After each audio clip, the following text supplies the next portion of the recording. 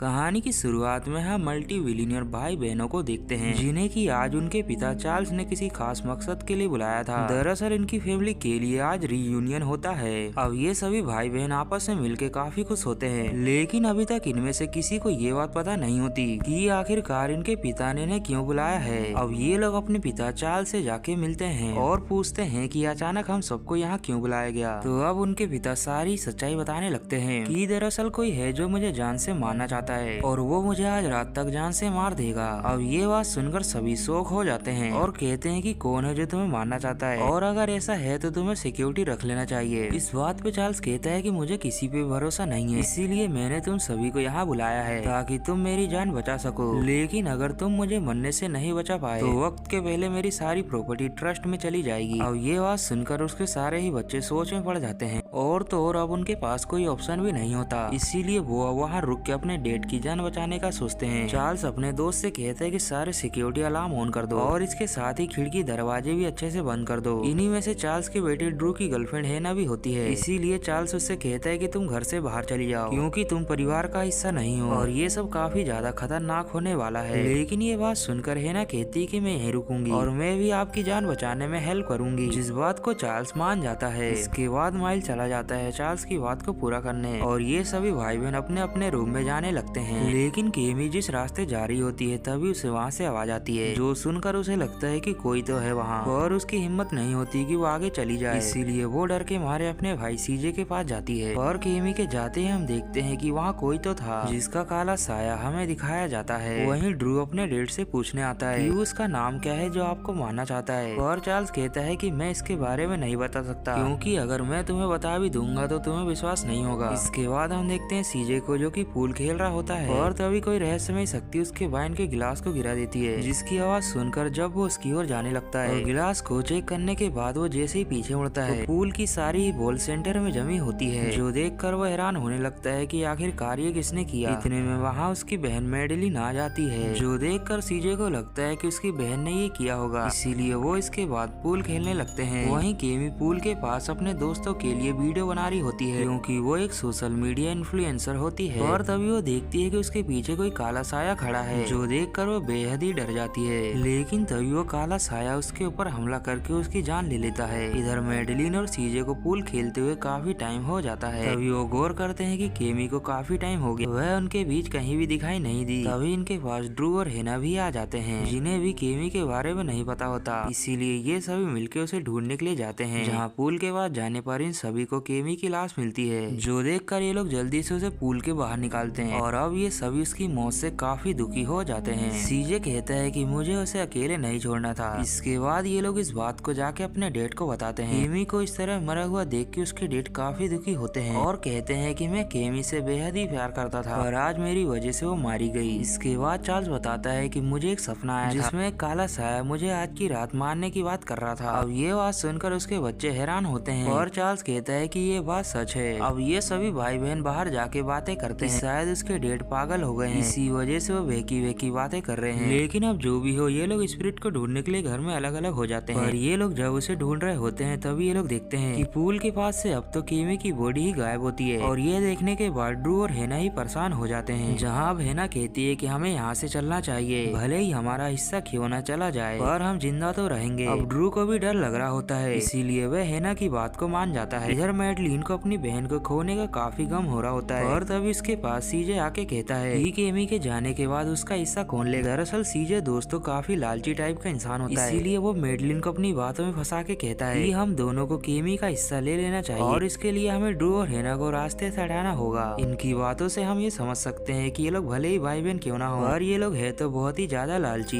इधर ड्रू और हेना रास्ते की तलाश करते हुए एंटीक रूम में पहुंच जाते हैं, जहाँ पर कई सारी एंटीक चीजें रखी होती हैं। अब ये लोग उस रूम में तलाश करते हैं तो इन्हें एक दरवाजा मिलता है जहाँ से ये लोग निकल सकते थे, लेकिन वहाँ ताला लगा था। और ये देखकर हेना जब वहाँ से निकलने की कोशिश करती है तो बहुत कोशिश करने के बाद वो वहाँ से नहीं निकल पाती। अगर दोस्तों आप लोग कंफ्यूज हो रहे होंगे कि ये लोग यहाँ से क्यों जा रहे हैं, तो आप लोगों को मैं बता दूं कि कहानी की शुरुआत में चार्ल्स ने माइल्स को कहा था कि घर के सारे ही खिड़की दरवाजे अच्छे से बंद कर दो। माइल्स ने ऐसा ही किया और ये सभी खिड़की दरवाजे बुलेट प्रूफ होते हैं। अब काफी कोशिश करने के बाद जब ये लोग वहाँ से नहीं निकल पाते तो ये लोग उस कमरे से वापिस जाने लगते हैं, और अब उस कमरे में रखी सारी मूर्तियाँ हमला करने लगती है, और ये दोस्तों काफी ज्यादा भयानक भयानक और रहस्यमय होता है और ये लोग जैसे तैसे वहाँ से बच के बाहर निकल जाते हैं। और तभी ड्रू कहता है कि मैंने किसी को यहाँ से भागते देखा, इसीलिए वो लोग अब उसका पीछा करने लगते हैं। जहाँ अब इन्हें एक जगह पे अपने डेट की तिजोरी खुली हुई दिखाई देती है, जो देखकर ये लोग उस बड़ी सी तिजोरी के अंदर चले जाते हैं और इनके अंदर आते ही कोई बाहर से दरवाजे को बंद कर देता है, जो कि कोई और नहीं बल्कि मैडिलिन और सीजे होते हैं। अब इन्हें यहाँ बंद करने के बाद ये दोनों यहाँ से जाने लगते हैं, लेकिन ये लोग रास्ते में कई सारे पैरों के निशान देखते हैं, जो देखकर इससे पहले कि ये लोग कुछ समझ पाते कोई अननोन एंट्री मैडिलिन को हवा में उठा लेती है, जो देखकर सीजे एक जगह पे सुन हो जाता है। अब वो एंटिटी मैडिलिन को अपने साथ घसीटते हुए ले जाती है और सीजे खड़े खड़े देखता रहता है। अब इसके थोड़ी देर के बाद जब मैडिलिन की आंख खुलती है तो वह अपने आप को केमी के रूम में पाती है और तभी उसे उस कमरे में फिर से उसी पैरों के निशान दिखाई देते हैं, जो कि केमी की तस्वीर की ओर इशारा कर रहे थे। तभी देखते ही देखते केमी तस्वीर से बाहर आ जाती है और केमी अपना क्रीपी रूप लेके मैडिलिन के ऊपर हमला कर देती है, इससे पहले कि वो उसे जान से मार देती। तभी वहाँ पे सीजे गन लेके आ जाता है, जो देखकर केमी अब उसकी ही ओर बढ़ने लगती है और सीजे उसे शूट कर देता है, लेकिन वह गोली केमी के आर पार होके जाके मैडिलिन को लग जाती है, जिसकी वजह से मैडिलिन वहीं पे तड़प तड़प के मर जाती है। अब ये देखकर सीजे एक बार फिर से गन उठा के केमी को शूट करने जाता है, लेकिन जब वापस मुड़ के देखता है तो वहाँ पे मैडिलिन की बॉडी नहीं होती और ना ही कहीं केमी दिखाई दे रही होती है। अब ये सब देखने के बाद सीजे बहुत ही ज्यादा डर जाता है। इधर ड्रू और हेना भी अब तिजोरी में मरने वाले थे, क्योंकि लगभग 10% ही ऑक्सीजन वहाँ बची थी, लेकिन इससे पहले कि ये लोग यहाँ पे तड़प तड़प के मर जाते हैं, वहाँ पर सीजे आके तिजोरी को खोल देता है, जो देखकर ये दोनों ही काफी ज्यादा खुश हो जाते हैं। अब सीजे के साथ जो हुआ वो सारी बात इन्हें बताता है, जिस बात को सुनकर इन्हें अपनी बहनों को खोने का गम होता है। अब ये तीनों मिलके वहाँ से बाहर जाने का रास्ता ढूंढने लगते हैं। तभी ड्रू और हेना को भागते हुए स्पिरिट दिखाई देती है, जिसे देखकर वो एक जगह छुप के बैठ जाते हैं। तभी हेना की नजर सामने रखे बुक सेल्फ पे जाती है, जहाँ से वो देखती है कि उसके नीचे से रोशनी आ रही होती है और उस रोशनी को देखने के बाद उसे लगता है कि शायद उसके पीछे एक कमरा है। इसीलिए जब वो वहाँ की बुक्स को हटाने लगती है तो अचानक से वो दरवाजा वहाँ का खुल जाता है और ये दोनों उसके अंदर जाके वहाँ की चीजों को देखने लगते हैं। तो इन्हें वहाँ पे कई सारे डीमंस के फोटो व स्टेचू दिखाई देते हैं और कई सारी डीमंस को बुलाने वाली बुक्स, जिन्हें थोड़ी देर पढ़ने के बाद इन्हें समझ आ जाता है कि शायद इनके पिता ने ही किसी एंटिटी को यहाँ बुलाया है और ये सब कुछ उनका ही करा धरा है। इधर सीजे हाथ में गन लेके अभी भी मैडलिन को ढूंढ रहा था कि तभी उसके सामने मरी हुई मैडलिन आ जाती है, जिसके बाद सीजे भी बुरी तरह से मारा जाता है, जिसके चीखने की आवाज को ड्रू और हेना भी सुन लेते हैं। और अब वो दोनों सीधे ही भागते अपने डैडी के रूम में जाते हैं और अंदर जाने के बाद वे दरवाजे को बंद कर देते हैं, जिसके बाद ड्रू चार्ल्स से सवाल करता है कि आपने किसे बुलाया है। अब ये बात सुनकर चार्ल्स को ना चाहते हुए भी सच्चाई बताना पड़ता है और अब हमें इस कहानी का क्लाइमेक्स पता चलता है कि दरअसल बहुत साल हो जाने की वजह से हमारे बच्चे नहीं हो रहे थे, जिस वजह से तुम्हारी माँ बहुत ही ज्यादा परेशान रहती थी। हम दोनों ने सारे ही उपाय आजमाए लेकिन कुछ भी काम नहीं आया। फिर तभी एक दिन मुझे डीमन के बारे में किसी ने बताया, जिसके बाद मैंने उस डीमन को अपने पास बुलाया और उसे बच्चे पाने की एक डील की, लेकिन वह डीमन इसके बदले मेरी जान चाहता था, जो कि ये थी कि मेरे 75वें जन्मदिन पर वह डीमन इस डील के बदले मेरी जान लेगा। और आज रात बीतने के बाद मेरा 75वां जन्मदिन आने वाला है, लेकिन मैं अब मरना नहीं चाहता, इसीलिए मैंने उस डीमन से एक दूसरी डील की, जहाँ वो अब मेरे बदले मेरी ब्लड यानी कि मेरे सारे बच्चों की जान ले ले। और यही कारण है कि वो सभी को मार रहा है और अब अगर 12 बजने के पहले सभी नहीं मरे तो मेरी जान चली जाएगी। इतना कहकर चार्ल्स अपने बेटे ड्रू को शूट करके मार देता है और इस तरह से चार्ल्स के अब सारे ही बच्चे मारे गए थे, लेकिन अब चार्ल्स के सारे ही राज हेना जान गई थी, इसीलिए वो अब उसे भी शूट करके जान से मारने लगता है और हेना वहाँ से किसी तरह से बच के भागने लगती है। जहाँ अब भागते हुए से रास्ते में सीजे की गन मिलती है, जिसे लेके भी एक जगह बैठ के सिर्फ एक मौके का इंतजार करती है और जैसे ही चार्ल्स उसके सामने आता है तो उसे शूट कर देती है। चार्ल्स जाके एक बहुत ही बड़ी घड़ी से टकराता है, जिसकी वजह से वो घड़ी उसके ऊपर गिर जाती है, लेकिन वह अभी भी जिंदा था।